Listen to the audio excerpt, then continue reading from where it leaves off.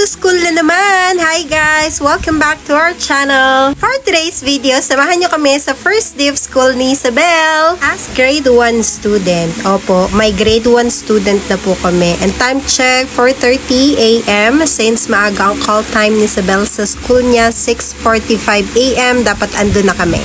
Sunday pa lang ng gabi, pinrepare ko na yung uniform niya, bags, at baon niya. Alam nyo ba guys, 1 month pa lang bagong magpasukan, piniprepare ko na si Isabel para syempre maiwasan natin yung pagtatantrum sa school. And hopefully for today's video, hindi siya umiyak pag nakita niya kami ng papa niya na umaalis or iniwan na siya sa school.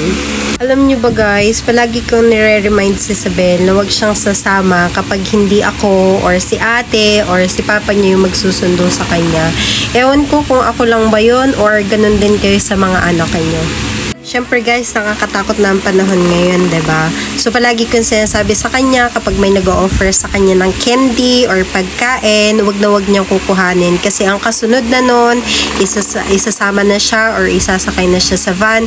Wala na, hindi ko na alam kung paano siya hahanapin. Guys, for today's video, yung mama ko pinapaalala sa akin na pag may ganyan yung mga yung hindi ko yung kakilala ko, huwag ako sasama doon kasi pag sumama ako doon, hindi na ako mahahanap nila ng mga mama at papa ko. So, yun lang. Bye-bye! At yun na nga, may nangingialam ng pag-voice over ko dito. At dahil first day of school nga ito, syempre hindi namin iniwan si Isabel hanggat hindi sila pinapapasok ni teacher sa room.